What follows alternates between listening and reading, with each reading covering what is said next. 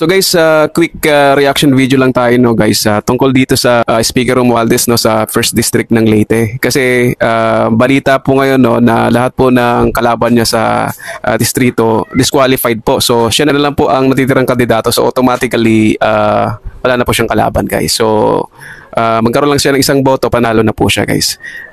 Meron po kasing sinasabi sa nakakalaban niya sa politika sila Sara Duterte no na panoorin po muna natin guys yung video galing kay Sara Duterte no tungkol dito sa pag-disqualified ng mga kalaban ni Martin Romualdez guys. So panoorin po muna natin bago natin lagyan ng reaction. Ang alam ko is, ang alam mo lang, mayaman ka, bibili mo lahat ng tao ng pera. Hindi ka naman anak contest eh. Kasi wala kang kalaban sa Tacloban. Kasi pinipili mo, pinapakita mo, inaharas mo, ang mga kalaban mo. Hindi ka naman anak contest. Ang alam mo lang, mayaman ka, bibili mo lahat ng tao ng pera. Hindi ka naman anak contest eh. Kasi wala kang kalaban sa Tacloban. Kasi pinipili mo, pinapakita mo.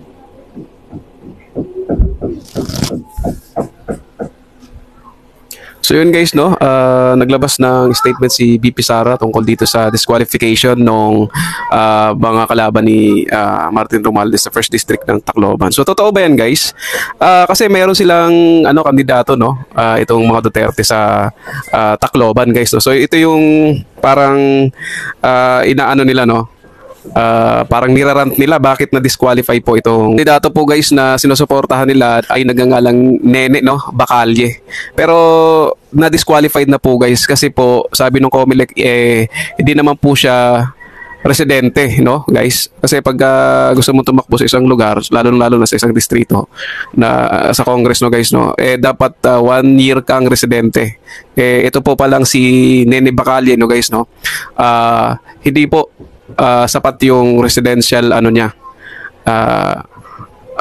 mga taon ng pamamalagi niya guys no dito sa may Tacloban. So na-disqualified po siya ng COMELEC.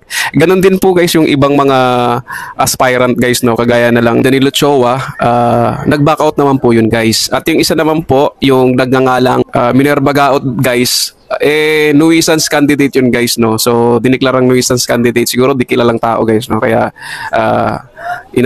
tinag na nuisance candidate ng COMELEC. So yun lang yun guys no. Bali yung mga kandidato na kalaban ni Martin Romualdez mayroong mga disqualification kasi, kaya so siya na lang po yung natitira no. So hindi naman po siguro tinakot no guys no. Na-disqualify lang po guys doon sa mga qualification na hinahanap ng COMELEC para makatakbo po as First District congressman dyan sa part ng Tacloban guys no. So fake news po yan na ginamitan ng kapangyarihan no, ni Martin Romualdez.